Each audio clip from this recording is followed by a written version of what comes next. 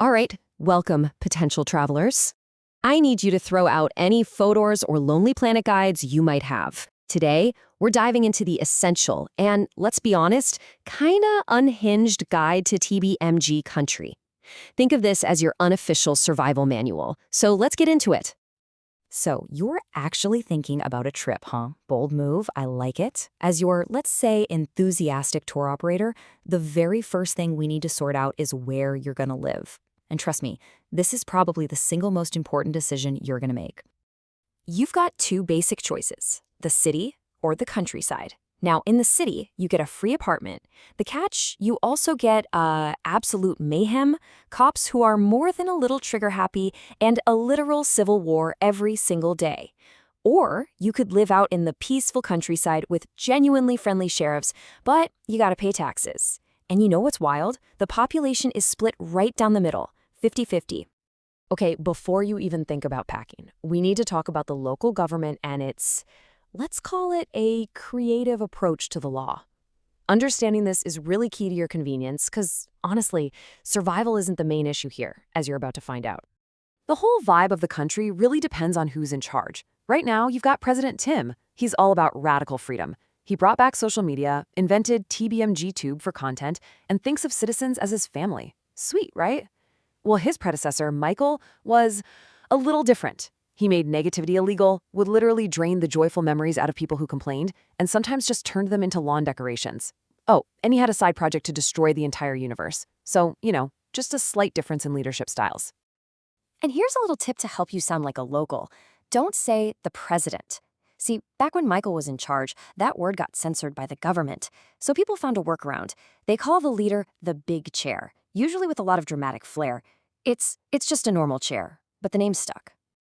This seems like a pretty important question for any travel spot, right? You want to know if your basic human rights are, a thing. Well, in TBMG country, the answer to that is a bit more transactional. Yep, that's the price tag. $50 a month. You have to literally subscribe to your own human rights. So what does your $50 get you? Well, it gets you the amazing benefit of cops not being allowed to beat you up for no reason. And here's the kicker. Most citizens actually choose not to pay for this. Why are we even doing this? I have no idea. But hey, you can also earn free rights just by being super obedient, which kind of feels like it defeats the purpose of rights, but hey, that's TBMG country for you. Now, here's a huge piece of advice. Write this down. Whatever you do, do not protest. The government sees it as an act of resistance, and their official policy is to just, shoot everyone involved. This one rule is the entire reason there's a civil war in this city every day. It's a whole thing. And speaking of getting shot, it's probably a good time to get to know your local law enforcement. Seriously, paying attention to this part might be the most important travel tip I give you all day. This chart really lays it all out. In the city, you've got the MCPD. Their first response to pretty much anything is to shoot to kill. You can bribe them, but it'll cost you at least $200. And if you call 911, they show up and just start shooting everybody. Meanwhile, out in the country, the MCSD are genuinely nice, you can't bribe them, and they actually arrest people. The choice seems pretty clear, doesn't it? So you might be asking yourself, what is the deal with the city tops? Why are they so aggressive? Well, it's their entire career path. The only way to get a promotion in the main city police department is based on one thing and one thing only: kills. And the numbers here are they're staggering. To go from private to corporal, you need 250,000 kills, 1 million to make sergeant, 35 million for command sergeant major. This is exactly why the higher-ranking officers have better aim and are harder to bribe. They're just exceptionally good at the one thing their job asks them to do. And it just keeps going up. You see this number? 80. Quintillion kills. That's what it takes to become the general of the police. And if you want the top job, the big cheese, chief of police, that'll be 200 sextillion kills. No, don't ask me how that's even possible. The whole economy of life and death here is it's on a completely different level. All right, let's step away from the mind-boggling violence for a second and talk about the rhythm of daily life.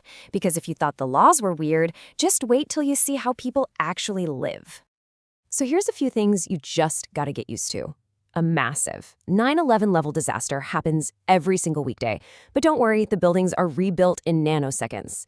Weekends, however, are mandatory peace days. No crime allowed. Traffic lights? Purely for decoration. Yet somehow there are zero car crashes. Oh, and drivers are actively encouraged to hit jaywalkers. And finally, people here prefer to lick each other as a greeting instead of kissing. It's just more efficient, apparently. The legal system's priorities are completely baffling. You can rob a bank, steal a car, even print your own money. All totally legal. But if you protest, disrespect a church, or just get caught printing money, well, you're going to have a bad time. You know, in the middle of all this absolute chaos, there's this one detail that's actually kind of poignant. Children spend their entire childhood, up to age 18, completely indoors. Their parents keep them shielded from all the violence outside. It's this really strange, extreme form of protection in a world that's just defined by it. So the big question is, how did things get this way? Because believe it or not, TBMG country wasn't always a nonstop resurrecting war zone. Let's do a real quick history lesson. So way back when, this was a pretty normal place. The police were friendly, and the president was literally a superhero who fought giant Venus flytraps. Then they teamed up with the alien Combine, got all their cool tech, and then, of course, got betrayed. For a little while, the entire planet united to fight them off, and there was actual world peace. It was great. And then, the second the war was over, TBMG went right back to war crimes and trying to conquer the universe. We have covered a lot, but I saved the single most important, most crucial rule of TBMG country for last. This one tiny detail explains everything. It's the reason for the chaos, the trigger-happy cops, the daily destruction, all of it. And here it is, universal resurrection.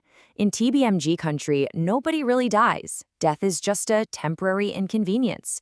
You pop right back to life, and hey, you even get a full stomach out of the deal. This one fact is the entire operating system of their culture. The total lack of consequences isn't a bug, it's the main feature.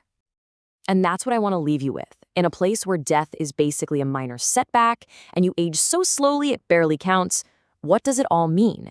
It forces you to ask a pretty heavy question. If there are no permanent consequences for anything you do, what's the point? What does it truly mean to be alive? Something to think about on the plane. Enjoy your turn.